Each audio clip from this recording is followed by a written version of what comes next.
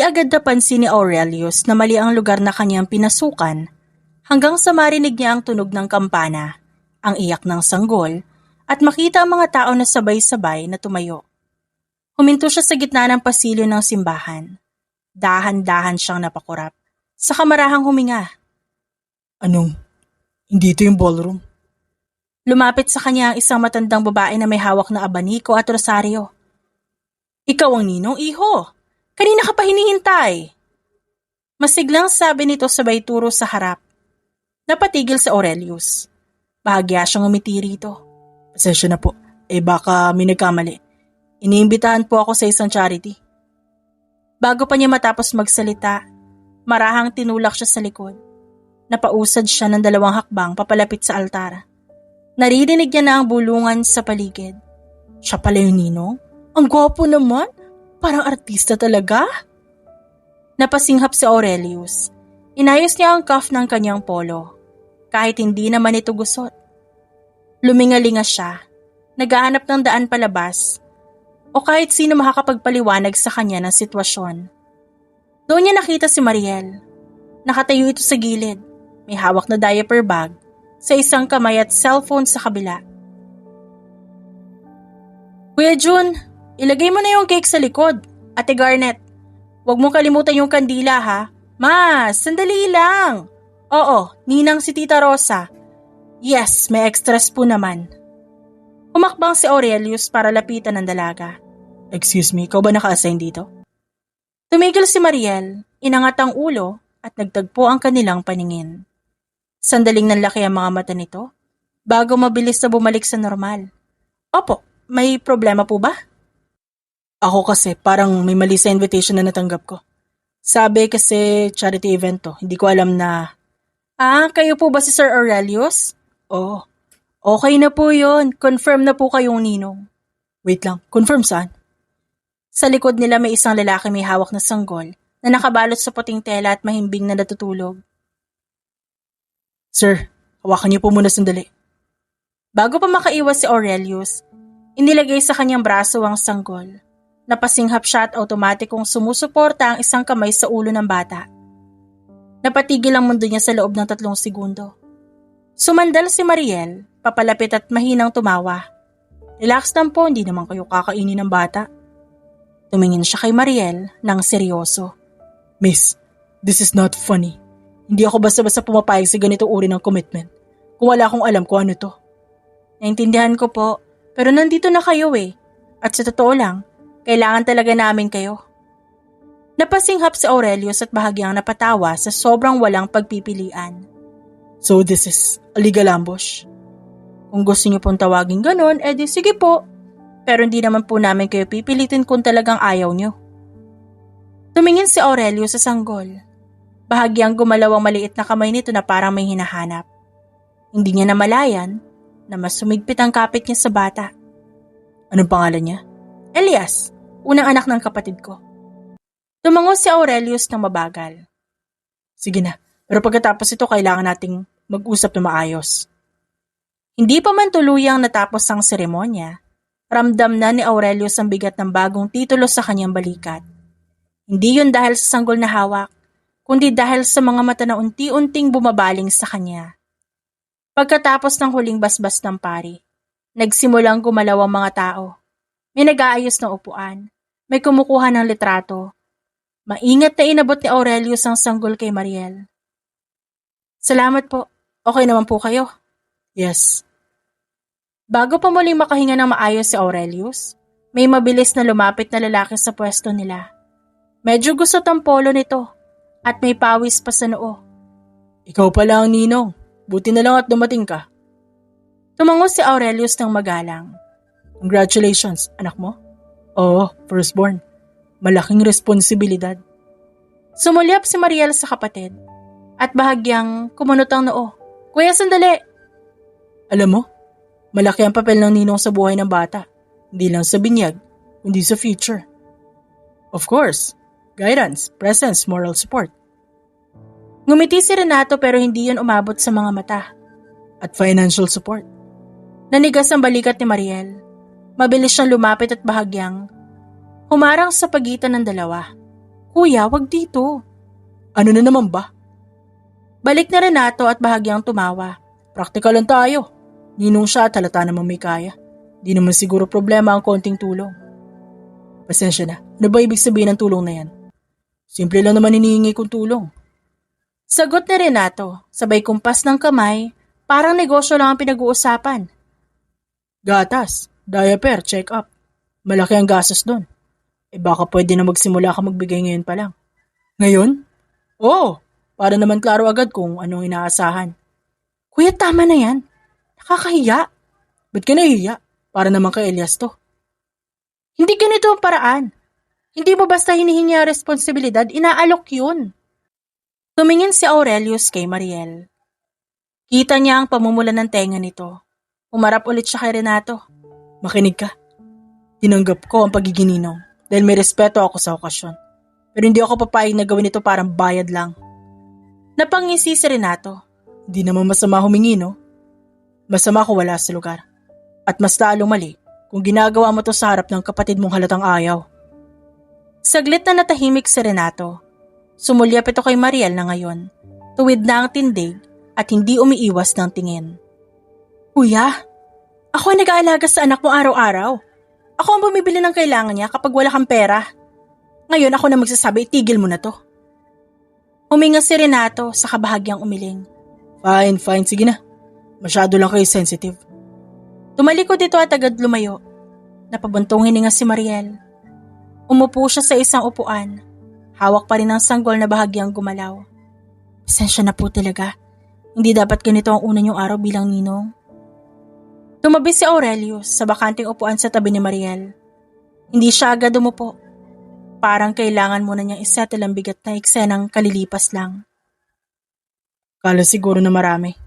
Kapag ninong ka, automatic ATM ka. Napangiti si Mariel. Welcome to the Philippines nga naman. Umupo na si Aurelius. Saglit niyang tinitigan si Elias na ngayon ay bahagyang nakadilat na ang mga mata. Nung bata pa ako, may mga ninong at ninang din ako. Bihira ko lang sila makita pero tuwing kaarawan, lagi ako nakakatanggap ng envelope na may perang laman.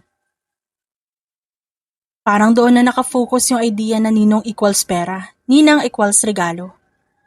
Pero hindi naman yun ang tunay na kahulugan, di ba? Umiling si Mariel. Siyempre hindi. Sa simbahan, malinaw ang role nila. Ninong at ninang are supposed to help guide a child. Values, faith, character.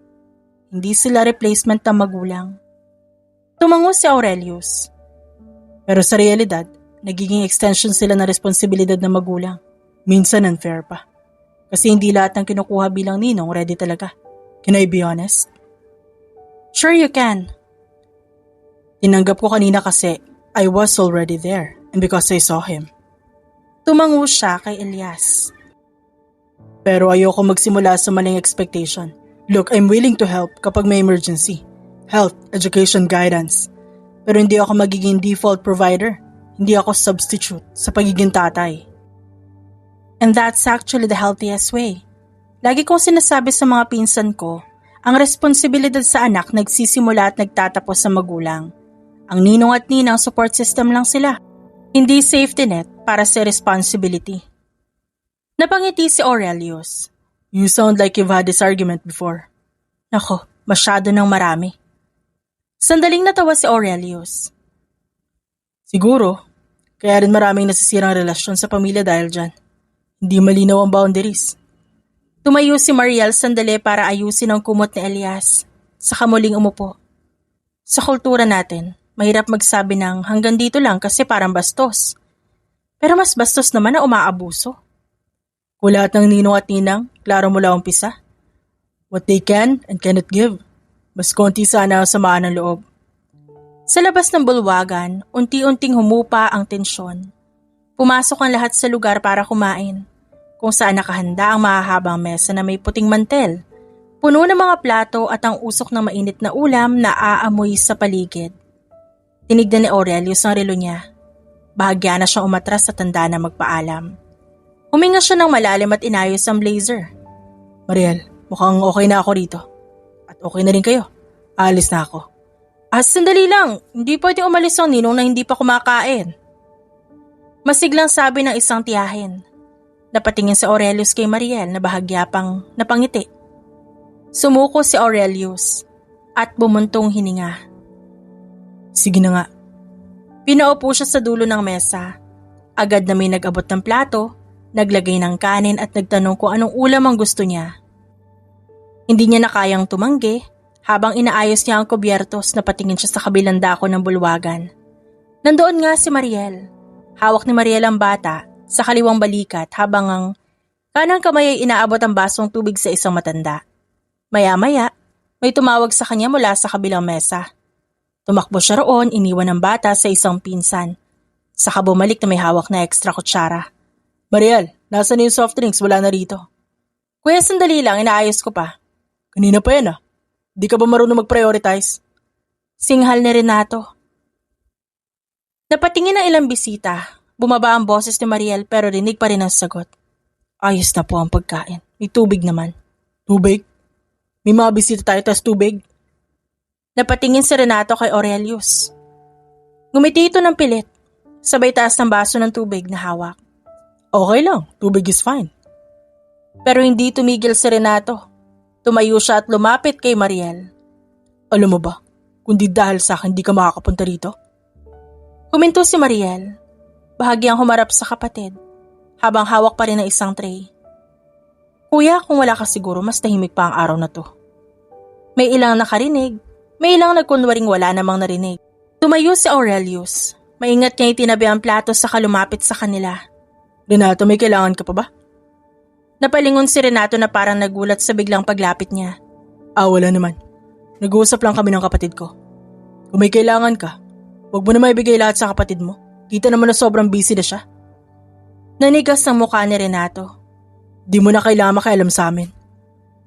Dahan-dahang binaba ni Mariel ang tray. Mariel, umupo ka muna. Kumain ka na. Hindi pa po ako tapos. Ngayon na. Putol niya. Nag-atubili man si Mariel, pero umupo na rin siya sa bakanting upuan. Umupo rin si Aurelius sa tapat niya. Di mo kailangan patunayan sa lahat kung gaano ka kagaling o kahusay. Hindi ka katulong dito. Di ko basta pwede iwan ang mga responsibilidad ko. Kung di ako kikilos, walang ibang gagawa ng paraan sa amin. Tell me why you're saying that. Hindi yung surface reason, yung totoong dahilan. Napahagat labi si Mariel. Sandali siyang tumingin kay Elias na ngayon ay hawak ng pinsan nila sa kabilang mesa. Bago muling humarap kay Aurelius. Ako naghahanap buhay para sa amin, simula pa nung college ako. Kahit na may matanda kang kuya na mas matanda sa'yo? Napangiti si Mariel pero mapait yun. Lalo na dahil may kuya ako mas matanda. Huminga siya ng mas malalim. Parang sinusubukang buksan ang alaala na matagal niyang tinatago. 16 ako noon. Pauwi kami ng papa galing eskwelahan. Tumawid ako at di ko napansin agad ang paparating na sasakyan. Tinulak ako ni papa. Ako ang nailigtas pero siya yung nasigasaan.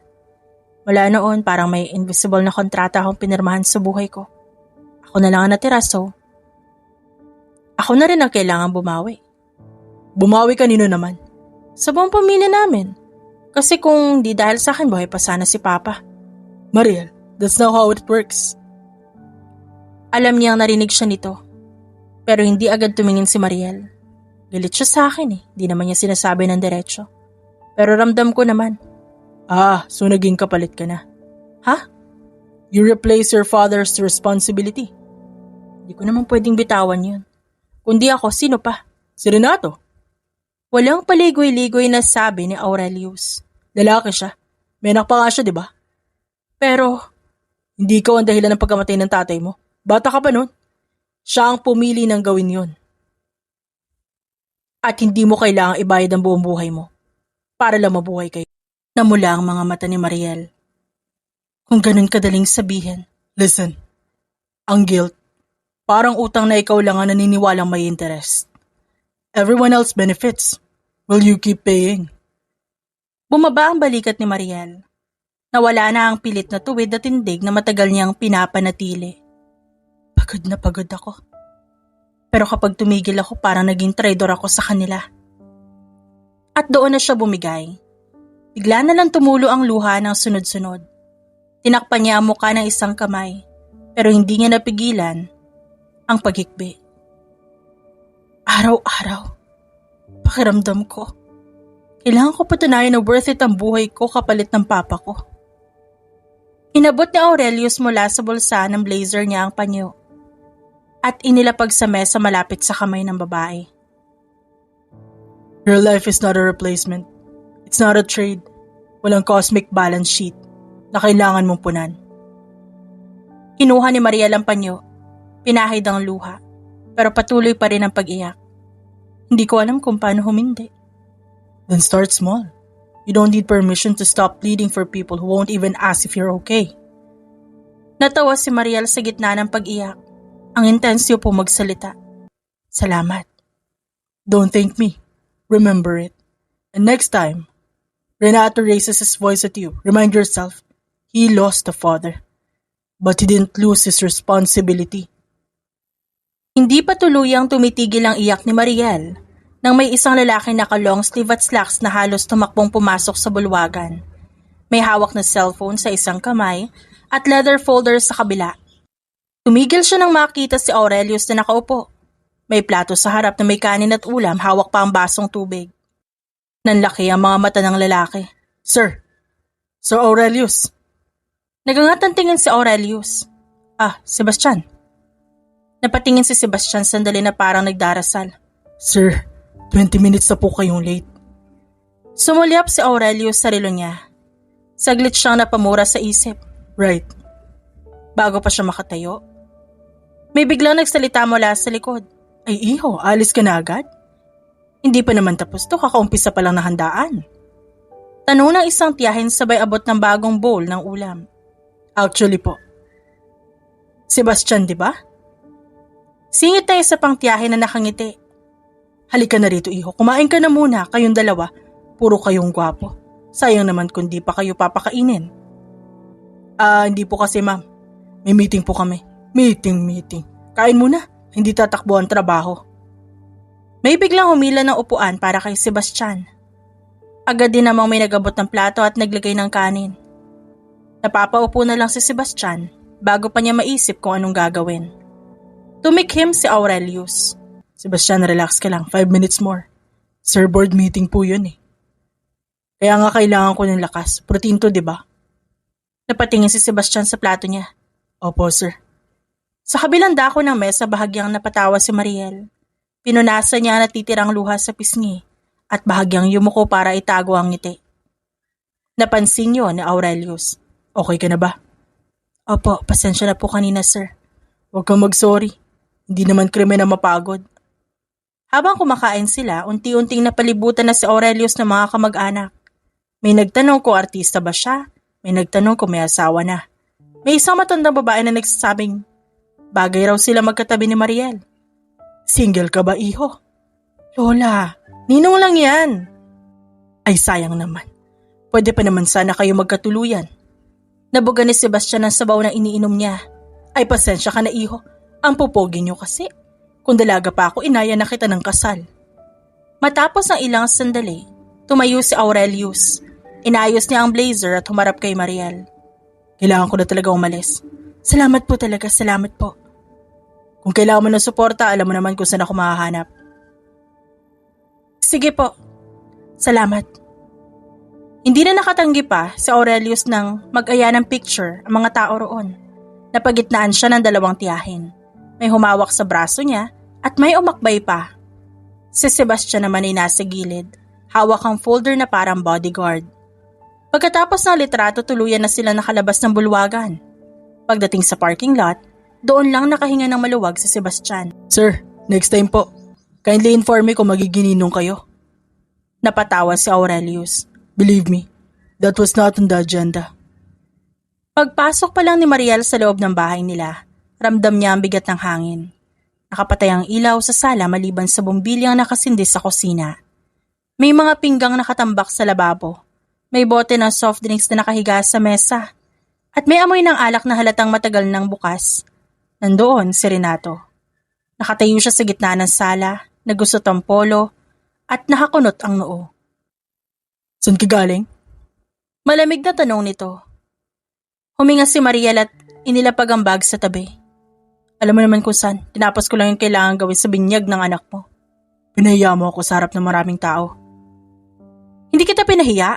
Ikaw mismo ang nagpasok sa sarili mo sa sitwasyon na yon. Sumasagot ka pa talaga? Sa harapan ng bisita? Pinakita mong wala akong kwenta bilang kuya mo. Hindi ko kailangan ipakita yon. Ikaw na mismo nagpapakita niyan araw-araw. Nanlisik ang mga mata ni Renato. Kundi dahil sa'yo. Bago pa niya matapos ang salita, bigla niyang inangat ang kamay at sinampal si Mariel. Napaatras si Mariel at tumama ang balikat sa pader. Uminit ang kanyang pisngi, pero mas masakit ang salitang sumunod. Kundi dahil sa'yo, buhay pa sana si Papa. Yan na naman. Nanginginig ang kamay ni Mariel habang hawak ang pisngi. Hanggang kailan mo gagamitin ang dahilan na yan para takasan mo ang sarili mong responsibilidad, ha? Muling umangat ang kamay ni Renato. Pero ngayon hindi na umatras si Mariel. Sige, saktan mo pa ako. Kasi yan lang naman ang kaya mong gawin kapag wala ka na may pagmalaki sa sarili mo. Bastos ka. Ako ang kuya mo. Kuya? Naging kuya ka ba talaga sa akin? Kasi ang alam ko ang pagiging kuya pinoprotektahan ng kapatid. Hindi nananakit. Ang kuya ang siyang sumusuporta sa pamilya. Hindi yung nagtatago sa likod ng kapatid niya. Lumabas ang kanilang ina sa kwarto. Nagising dahil sa ingay. Tumigil na kayo. Ano ba ginagawa niyong dalawa? Mama, siya ang dahilan ng lahat ng problema natin. Di ba nakikita? Hindi. Hindi na ako mananahimik. Ayoko na. Ma, simula na mamatay si Papa, ako nagbabayad ng kuryente, ako nagbabayad ng tubig. Ako ang bumibili ng gamot mo, ako ang gumagastos sa gatas ng anak niya. Ako lang palagi. Kahit hindi ko naman talaga yung responsibilidad. Tumahimik ka? Nagbibilang ka pa? Oo, nagbibilang ako. Kasi ako ang napagod. Ako ang naubos, ikaw. Nasaan ka nung wala tayong makain? Nasaan ka nung na-ospital si Mama, ha? Nasaan ka nung umiiyak ako gabi-gabi dahil hindi ko alam kung paano pagkakasyahin yung pera ko? Ha? Lumapit ang nanay nila. Renato, tama na. Anak, tama na. Pero hindi na mapipigilan si Mariel. Alam mo ba kung ano mas masakit, ha? Hindi ang sampal eh. Hindi yung mga sigaw mo, kundi yung araw-araw mo iparamdam sa akin na kasalanan ko na nabuhay pa ako. Hindi ka sana tinulak ni Papa. Tama na. Sigaw ng kanilang nanay na umiiyak na rin. Hindi mo na pwedeng ibintang sa kanya yon. Humarap si Mariel sa nanay. Mamahal na mahal kita. Hindi ko na talaga kaya. Kinuha niya ang bag. Kinuha niya ang jacket na nakasabit sa upuan. Saan ka pupunta? Aalis ako. Kung mananatili pa ako dito, siguradong tuluyan ako mababaliw. Tumawa si Renato na mapanlait. Aalis ka? Sino naman ngayon na magbabayad ng utang? Lahat ng utang at mga bayarin. Tumigil si Mariel sa pintuan. Dahan-dahan siyang humarap sa lalaki. Ikaw, kasi lalaki ka. At ama ka na rin. Panahon na para akuin mo lahat ng responsibilidad mo? Binuksan niya ang pinto. Hindi ako namatay nung araw na yon. Pero hindi ko nahahayaang patayin niyo ako. Patayin mo ko. Nang paunti-unti araw-araw pagkatapos nun. Sa dilim ng kalsada, doon niya tuluyang binuhos ang lahat ng luha. Hindi agad pumasok sa isip ni Aurelius na may koneksyon pala ang lahat. Para sa kanya. Tapos na ang binyag, tapos na rin ang gulo. Naiwan na lamang ang alaala ng isang babae.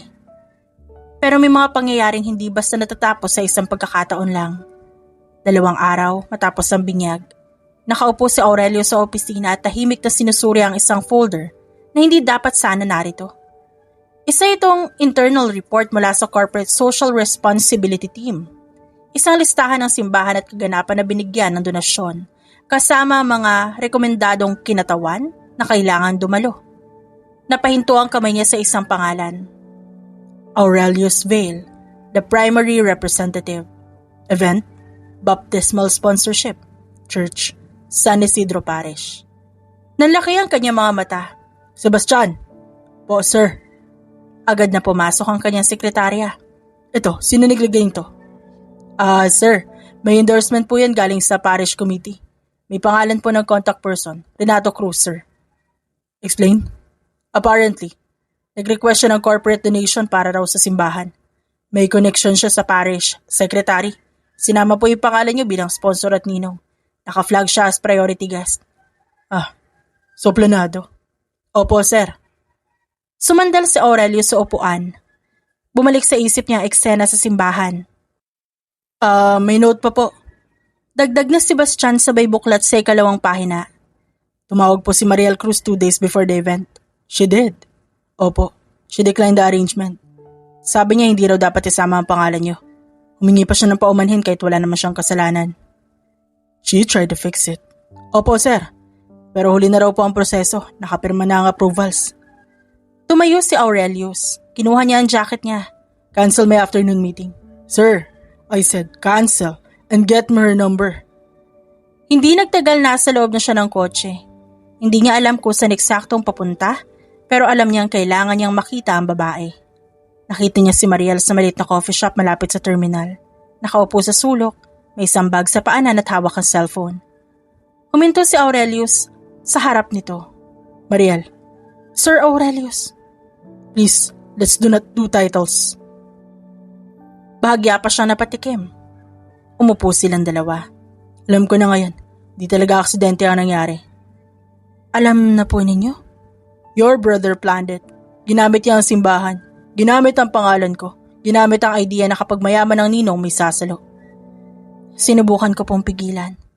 Tinawagan ko pa ngayon parish at sinabi ko mali yun na hindi dapat kayo madamay. I know. I saw the record. Huminga ng malalim si Mariel. Pasensya na po nadamay kayo sa gulo ng pamilya namin. No. Sinubukan mong pigilan. Yun ang mahalaga. Tahimik silang dalawa ng ilang segundo. Umalis ka na pala sa bahay niyo? Opo, hindi ko na talaga kinaya. Good. Kailangan ng lakas na loob para gawin yan. Ano bang trabaho mo bago mangyari ang lahat ng to? Nagangat ang tingin si Mariel. Bahagyang napakunot ang noo niya. Parang pinag-iisipan kung ligtas bang sabihin ang totoo. Wala na ho eh. Nag-resign na ako. Voluntary? Tanong ni Aurelio sa tagad na pansin ng pag-iwas sa mata. Hindi ho exactly. Sumandal siya sa upuan at huminga ng malalim. Accounting assistant po ako dati sa isang maliit na kumpanya. Hindi mataas ang sahod pero sapat naman sa pangangailangan sa bahay. Si kuya pa nga nagpakilala sa akin doon. Kaibigan daw niya yung manager. Nung umalis ako sa bahay, sobrang nagalit siya. Kinabukasan pa lang, tinawagan ako ng HR. May reklamo raw tungkol sa professionalism ko. Laging late, may problema sa ugali. Lahat po yun, di totoo. At naniniwala sila sa kanya? Oo, mas kilala siya dun eh. So wala kang pagpipilian? Wala ho, umalis talaga ako.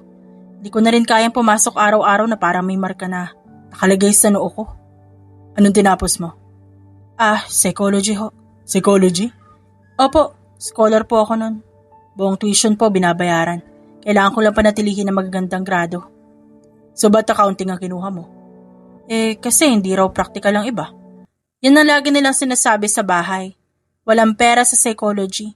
Mas kailangan daw namin ng trabahong siguradong may kita. Nag-attempt ka ba na mag-apply sa trabahong kaugnay sa psychology? Hindi po talaga. Una, wala akong panahon. Pangalawa, walang suporta. Pangatlo, parang hindi ako karapat-dapat na pumili kung anong gusto ko para sa sarili ko. Nanahimik sa Aurelius. Dahil kailangan niyang isipin buti ang susunod na gagawin. I'm offering you an opportunity. You still have to earn it. Tumango naman si Mariel. I understand po. Good. Because based on narinig ko, you already did.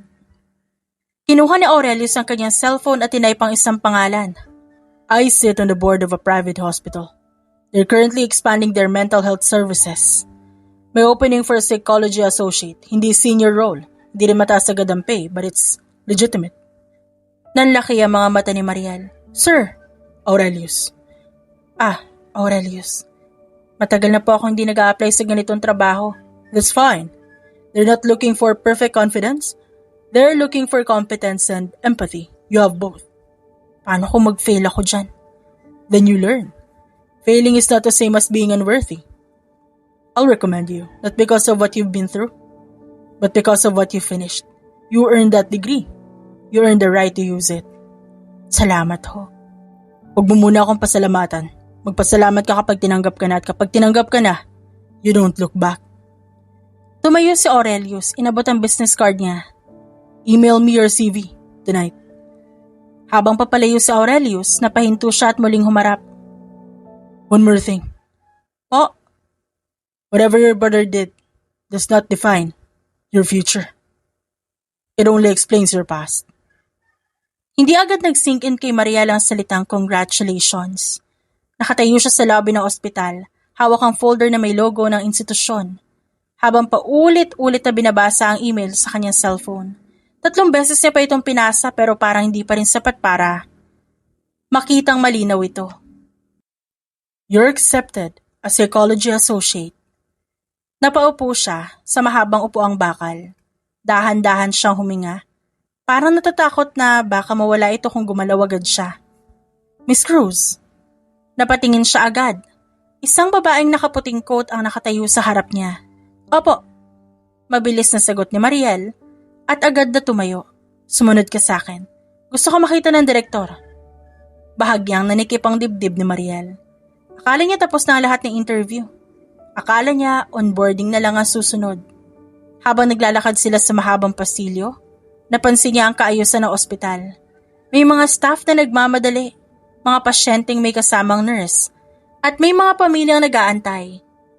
Tumigil sila sa isang pinto na may nakasulat na Dr. Serafina Vale, Medical Director. Kumatok ang assistant at binuksan ang pinto. Ma'am, nandito na po si Miss Cruz. Send her in. Sagot ng isang malamig na boses. Pagpasok ni Mariel, agad siyang napahinto. Nakatayo sa tabi ng bintana ang isang babae. Humarap ito sa kanya, tinaas ang isang kilay at ngumiti na parang sinusuri siya pero may halong aliw. Ikaw si Mariel? Yes, ma'am. Ngumiti ang babae sa kanya. Huwag kang kabahan, hindi kita sasaktan. Napangiti si Mariel, kahit kinakabahan pa rin. I'm Dr. Serafina Vale, owner at medical director ng hospital na ito. Lumunok si Mariel. Owner pa talaga nakaharap niya. Umupo si Serafina sa likod ng mesa at pinagmasdan siya mula ulo hanggang paa. So, ikaw pala yung babaeng personal na inirekomenda ng kapatid ko. Nanlaki ang mga mata niya. Si Sir Aurelius po, hindi ko po alam na kapatid niya ako. Don't worry. Hindi rin alam ng staff na may favoritism sa pamilyang ito kaya kaklaruhin ko lang. Tumayo si Serafina at lumapit sa kanya. You didn't get in because of him. You got in because your credentials check out. Your interview notes, solid. Your assessment, may empathy. Hindi ka textbook lang. Salamat po talaga. Pero, bonus lang na ikaw ang babaeng nagpahinto sa kapatid ko sa kalagitnaan ng board meeting. Namula si Mariel. Ma'am, relax, I like you already. Welcome to the team. Lumapit ang doktor at inabot ang kamay niya. Paglabas si Mariel ng opisina parang lutang pa rin siya. Hindi niya namalayan na may tumatawag sa kanya. Mariel! Napalingon siya.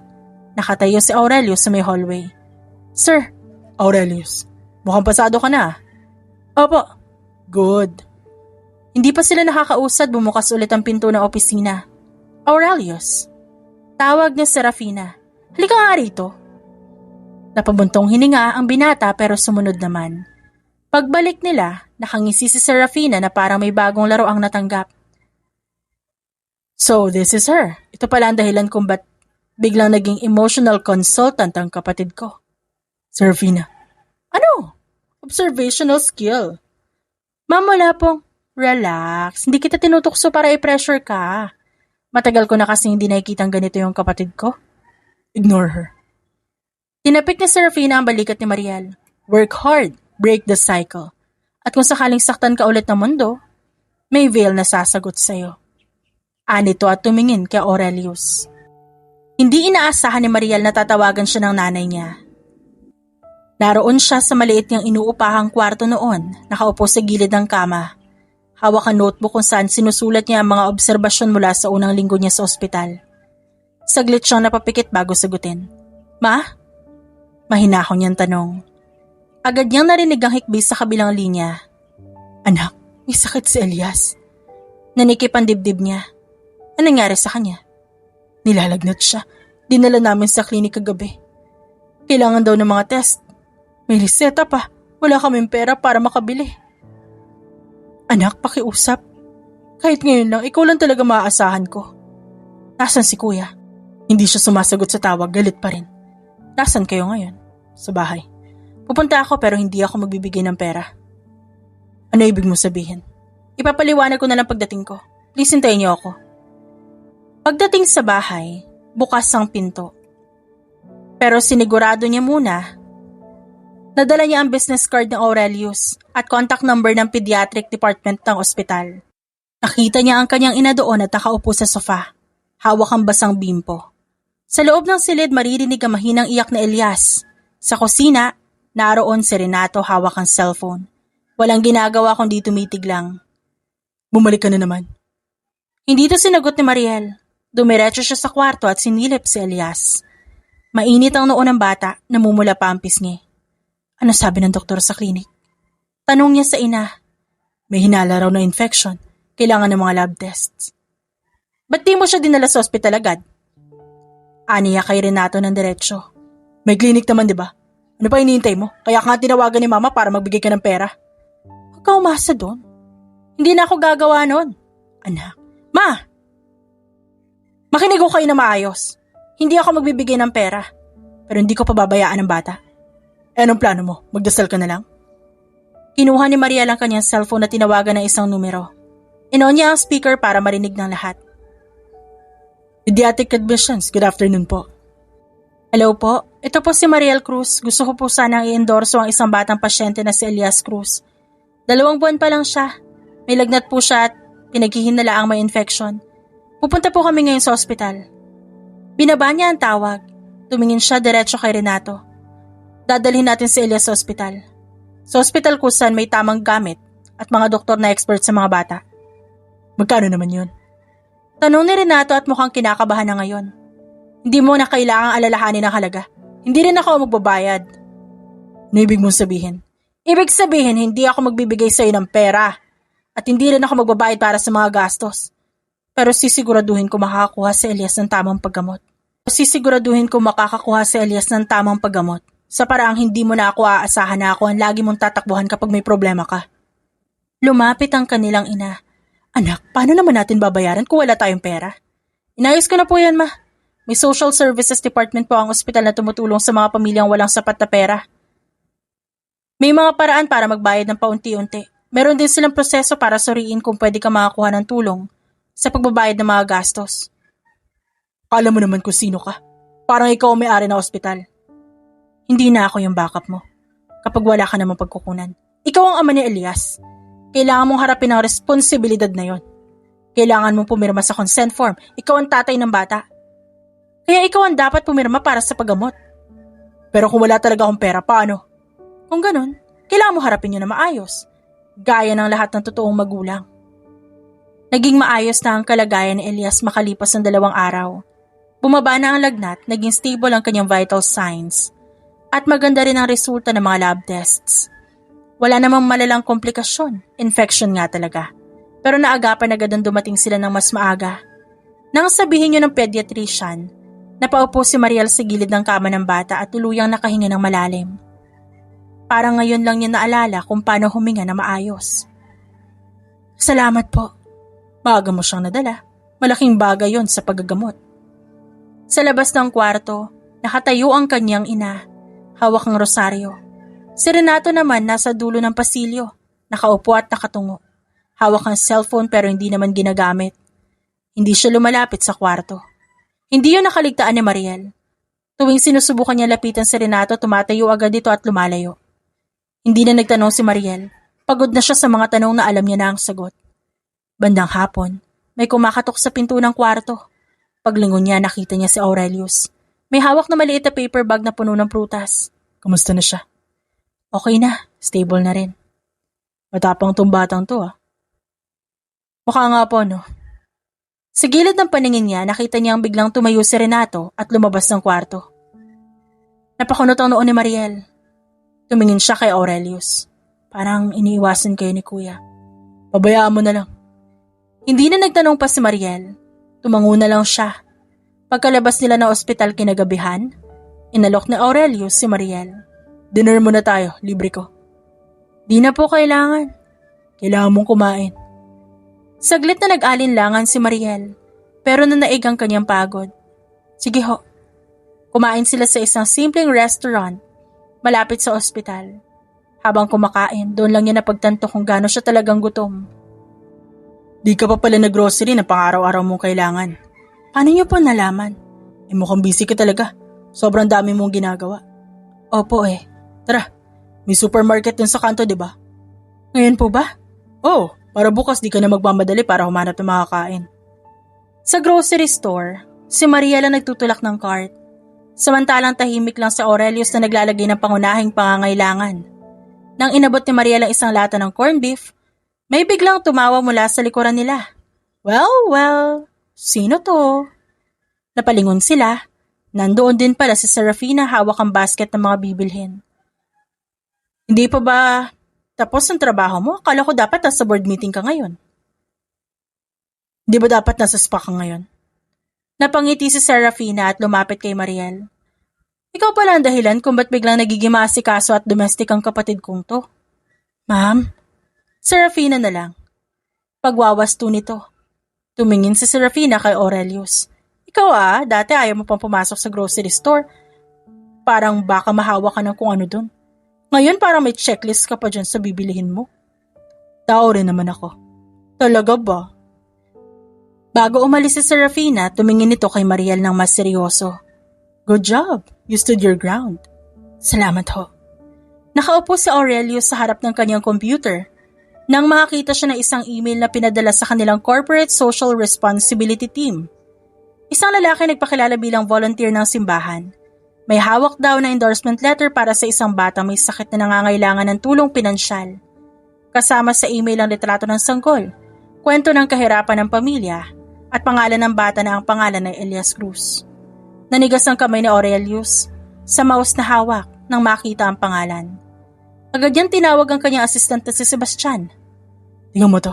Hanapin mo kung saan ang galing to at sino ang nasa likod nito. Hindi nagtagal, nakuha nila ang resulta ng pagsisiyasat. May 3 foundation, 2 pribadong individual, at isang donor mula sa ibang bansa na nagbigay ng tulong. Sa bawat dokumento na kanilang natuklasan, iisang pangalan ang laging lumalabas bilang tagapag-ulat at tagatanggap ng pondo na si Renato Cruz. Sir, hindi lang to isang beses nangyari. Mukhang may sistema o pattern to. Ginamit pa niya talaga ang simbahan para magmukhang legit. Hindi agad niya sinabihan si Mariel ng tungkol dito. Hindi dahil ayaw niyang tulungan ito, kundi dahil gusto niyang siguraduhin na lahat ng ebidensya ay kumpleto. Ayaw niyang magdala ng walang basihan o akusasyon na maaaring makasakit pa dito at manira ng konting katahimikan na ngayon pa lang natatamasan ng babae. Ngunit di niya napigilan ng dumating ang opisyal na ulat mula sa kanilang legal team. Natuklasan niya may mga pirma sa dokumentong peke, may mga letterhead ng institusyon na kinopya lamang at ang mga donasyong natanggap hindi kailanman dumaan sa tamang mga channel. Pumasok lahat sa personal bank account ni Renato. Kinagabihan, pumunta si Aurelius sa maliit na apartment ni Mariel at nang buksan ni Mariel ang pinto, agad niyang napansin ang seryosong mukha ni Aurelius. May nangyari na naman, di ba? Kailangan natin mag-usap. Aurelius, ano ba meron? Si Renato. Hindi lang siya basta nanghihingi ng tulong para sa pamilya niyo. May pinapatakbo siyang illegal na gawain. Ginagamit niya ang pangalan ng simbahan para makuha ang tiwala ng mga tao. Ginamit din niya ang mga foundation at lalo na si Elias. Hindi lang nung binyag. Paulit-ulit ito ginagawa para makahingi ng donasyon. Tahimik pa rin si Mariel. Nakayuko pa rin siya. Alam mo ba to? Oo, alam ko. Mula kailan? Bago pa mangyari ang binyag. Ba't di mo siya pinigilan? Sinubukan ko sabihin paulit-ulit. Pero bawat pagtanggi ko may kapalit na problema.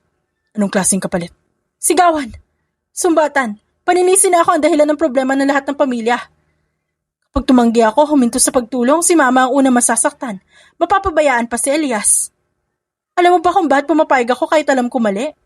Kasi kapag ako na lang ang nag-aayos ng lahat, hindi niya na kailangan manghingi sa ibang tao. Hindi niya na kailangan magsinungaling.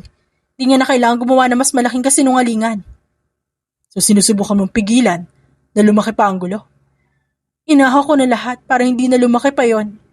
Pero ikaw naman na nagbabayad sa kasalanan na hindi mo naman talaga ginawa. Lagi naman ako sumasalo sa ginagawa ng pamilya ko eh. Mariel, hindi pwede na patuloy lang tayo maging mabait. Kailangan niya managot para sa taong pinagkaitan niya. At para na rin sa sarili niya. Mali yung ginagawa niya.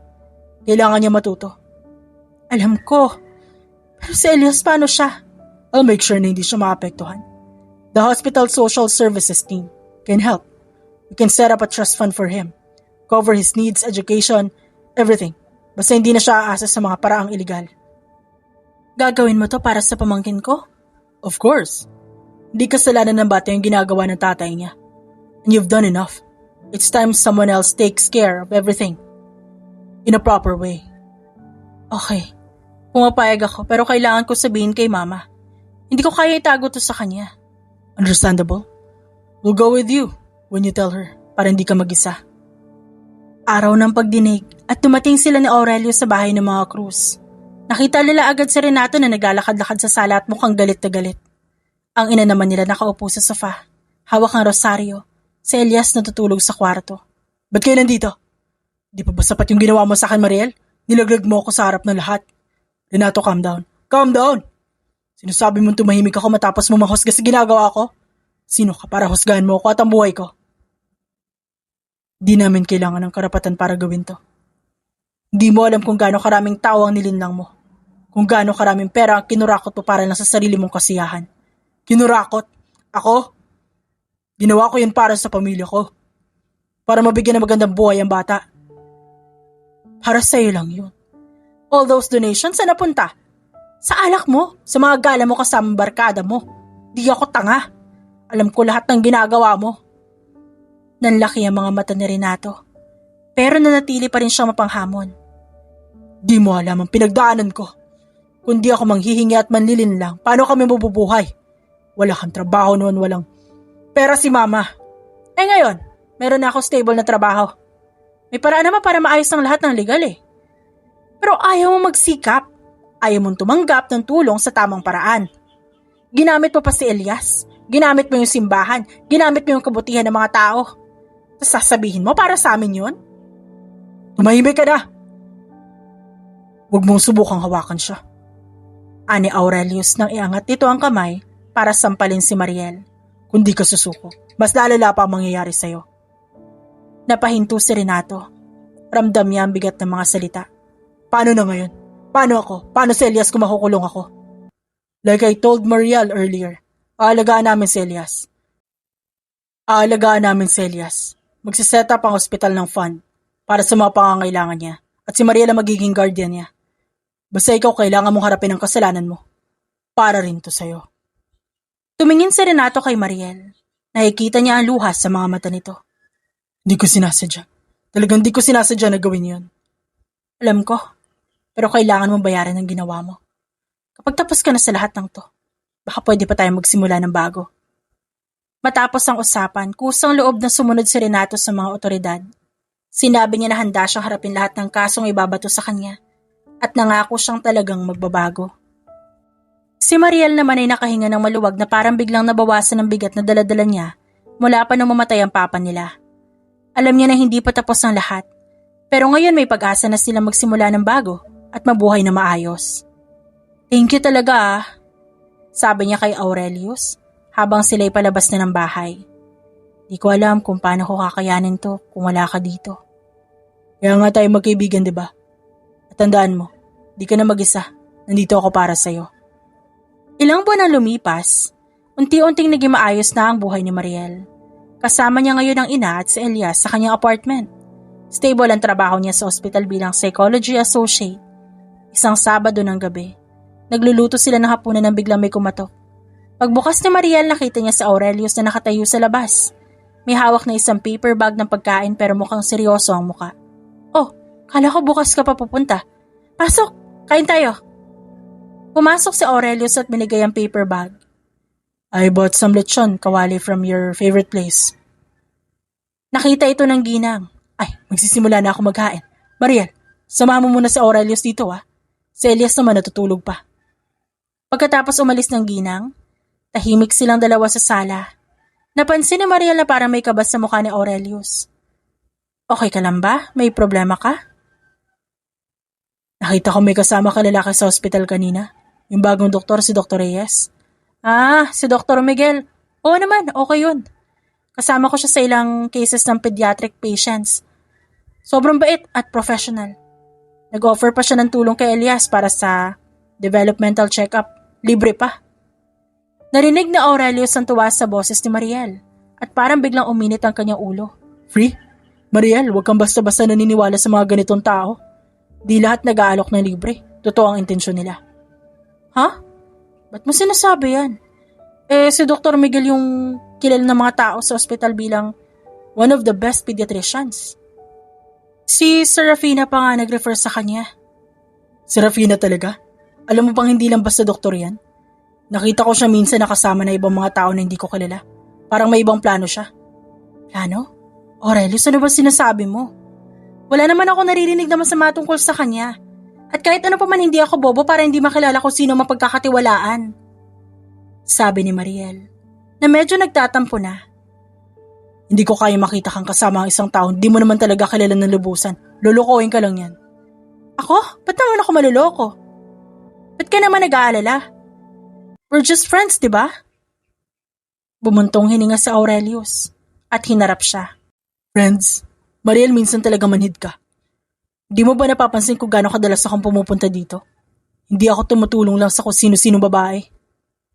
Bago pa makasagot si Mariel, biglang pumasok si Serafina sa apartment at parang alam niya kung saan pupunta si Aurelius. Narito ka nga. Dami mong sinasabi sa labas ng opisina, ah. Si Dr. Reyes lang naman yun, isa sa pinakamabait at mapagkakatiwalaang doktor sa ospital. At alam mo bang gusto niya talaga si Mariel? Mukhang gusto rin yun ni Mariel eh. Sa sinabi ni Serafina, lalong uminit ang ulo ni Aurelius. Shut up, wala nagtatanong. Basta huwag ka makikipag-usap sa kanya, Mariel. Ayoko. Bakit ayaw mo? Di naman kita boyfriend para sabihin mong ayaw mo. Ano ba talagang problema mo, Aurelius? Kasi mahal kita, Mariel. Hindi ko kaya makita masaya kasama ang ibang lalaki. Gusto ko ako lang nag-aalaga sa'yo. Ako lang kasama mo, ako lang ang...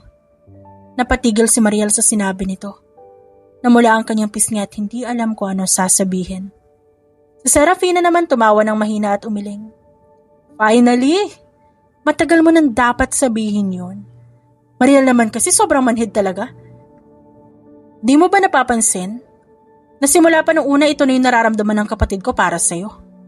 Nabigla siya at hindi talaga napansin na ganito pala kalalim ang nararamdaman ni Aurelius para sa kanya. Ba't di mo sinabi agad? Akala ko friends lang tayo. I was scared. Scared na baka mawala kita. Kung sasabihin ko, scared na baka gusto mo pa ng ibang tao kaysa sa akin. Lalo na ngayong may Dr. Reyes na. Di mo naman kailangan matakot. Si Dr. Miguel kaibigan lang talaga yon. Wala naman ako nararamdaman para sa kanya na higit pa doon. Ikaw lang naman ang lagi nandito para sa akin. Di naman ako tanga para hindi makita yon. Ngayon, ngumiti na rin si Aurelius at inayos niya ang buhok ni Mariel. Talaga? Di ka nasasama sa ibang lalaki? So, may nararamdaman ka rin para sa akin? Oo naman. May nararamdaman ako sa'yo at sobra pa sa nararamdaman ko para sa isang friend. Pero Aurelius, hindi pwedeng basta-basta lang tayo magsama ng ganito. I want to be courted properly. Diba? Gusto ko maramdaman na pinapahalagahan mo ako ng buong puso. Court you properly? Of course, of course. I'll do everything. Right. This time. Kahit na hirap ako magtiis. Susundin ko lahat ng gusto mo. Yes! Finally! May kita ko na kung paano manligaw ang kapatid ko na palaging seryoso. Uy, di ba dapat umalis ka na? Okay, aalis na ako. Pero baka kailangan mo ng tips para sa panliligaw, ah? Text mo lang ako. Enjoy na kayo dyan! Pagkatapos umalis si Serafina, tumingin sa Aurelius kay Mariel na may ngiti sa muka. Ano bang gusto mong gawin? Dinner dates? Movie nights? Gusto mo isama pa natin si mama mo at Elias? Basta hindi ka nagmamadali, okay lang ako. Pwede naman tayo mag-dinner minsan pero mas okay kung minsan isama din natin sila. Inihanda ni Aurelius ang isang espesyal na hapunan para kay Mariel. Pinili niya ang restaurant na una nilang pinuntahan matapos maayos lahat ng kaso ni Renato. Nagdala pa siya na maliit na bouquet ng rosas, ang paboritong bulaklak ni Mariel. Wow, ganda naman ito. Di mo naman kailangan gumastos ng ganito eh. Pero gusto ko. Isang buwan na ako ngayon sa panliligaw, Mariel. Di ko na talaga kaya magtiis pa eh. Ayaw mo na maghintay. Pero sabi mo susunod ka sa akin ng buong puso eh. Pero you know what? Gusto ko lang talaga malaman kung handa ka na. Kung pwede na ba kitang tawaging girlfriend ko na opisyal. I promise you, aalagaan kita palagi. Hindi lang ikaw mismo, pati mama mo at si Elias. I'll do everything para mapabuti ang buhay niyong lahat. Okay, Aurelius. Pwede na ako maging girlfriend mo. Napangiti ng malaki si Aurelius at tinalikan niya nang marahan ng kamay ni Mariel. Salamat talaga, Mariel. Hindi ako magsasawang ipakita sa iyo kung gaano kita kamahal. Ang buong bakuran, puno ng dekorasyon ng mga cartoon characters na nakasabit sa dingding. May malaking cake na may mukha ng batang si Elias sa ibabaw. 2 taong gulang na ang bata. Tuwing makikita niya si Aurelius, laging sigaw ay ninong. Marami silang bisita, mga kasama sa ospital, ilang kaibigan at syempre si Serafina na hindi napigilang magdala ng maraming regalo para sa bata. Habang nagkakaroon ng salo-salo, lumapit si Dr. Miguel kay Mariel na may hawak na isang maliit na regalo para kay Elias. Happy birthday sa makulit na bata, Mariel. By the way, kailan ka ba magpapakasal? Baka naman tatandaan na si Elias, wala pa kayong anak. Natawa ang ibang bisita at sinabihan pa si Aurelius. Uy kuya, di ka ba natatakot na maunahan ka ng pamangkin ni Mariel na magka-girlfriend? Okay, maingay. Marami pang panahon para doon. Baka hindi pa handa si Mariel eh. Narinig yun ni Mariel at biglang nawala ang ngiti sa kanyang muka. Pilit niya itong binalik pero alam niya sa sariling nasaktan siya. Hindi ba ako handa? Baka hindi talaga niya ako gustong pakasalan. Pagkatapos ng party, nagpaalam na ang mga bisita. Naiwan silang 3, na Aurelius at ang ina niya. Habang nililinis ang mga gamit, biglang may kumatok sa pinto. Pagbukas niya, nakita niya si Renato nakatayo sa labas. Mariel, pwede ba akong pumasok? Gusto kong batihan si Elias. Nakita na Renato si Elias na natutulog sa sofa. Lumapit siya para halikan ang noo ng bata. Happy birthday, anak. Mariel, sorry. Sorry sa lahat ng ginawa ko dati. Naintindihan ko kung di mo pa ako mapapatawad. Pero sana bigyan mo ako ng pagkakataong magbago. Lumapit si Mariel at hinawakan ng balikat ni Renato. Wala na yun, kuya. Okay na kami. Masaya na kami ngayon. Alam ko. At ako naman masaya para sa iyo, Mariel. Si Aurelius mabuting tao. Ingatan mo siya. Sana magkaroon na kayo ng pamilya. Narinig yun ni Aurelius. At tumayo siya para lapitan sila. Renato, ikaw naman. Kamusta ka na sa labas? Okay ka na ba? Oo naman. Nagtatrabaho na ako sa isang hardware store. Nakakapag-ipon na rin para makabili ng sarili kong bahay. Gusto kong bawiin lahat ng nawala ko, lalo na ang tiwala niyo. Matapos mag-usap, nagpaalam na si Renato. Naiwan silang 2 ni Mariel sa sala. Umupo sila sa sofa. Aurelius, kanina sinabi mo marami pang panahon para sa kasal. Hindi mo ba talaga ako gustong pakasalan? Hindi naman sa ganun, babe. Ba't mo ba iniisip yun? Kasi parang ayaw mong pag-usapan. Parang di mo ako gusto. Para sa pangmatagalang relasyon. Agad na lumapit si Aurelius na makita siyang umiiyak. Inalalayan siya nito. Huwag kang umiyak, mahal. Di ko talaga ibig sabihin yun. Actually, may plano na ako pero ayaw ko ipahalata. Gusto kong bigyan ka ng magandang sorpresa. Tumayo si Aurelius at kumuha ng maliit na kahon mula sa kanyang bulsa. Inilapag niya ito sa mesa at humarap kay Mariel. Mariel Cruz, 1 taon na tayo magkasintahan. Ikaw ang babaeng binigyan ko ng kahulugan sa buhay ko. Ang nagpakita sa akin kung paano magmahal ng totoo. Hindi ako natakot na maghintay dahil alam kong ikaw ang para sa akin. Mariel, will you marry me?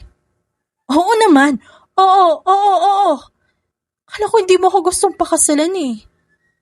Di ka naman tanga para maniwala sa biro ko kanina. Alam mo namang mahal na mahal kita. Gusto ko lang gawing espesyal ang lahat para sa'yo. Nakita yon ng ina ng babae.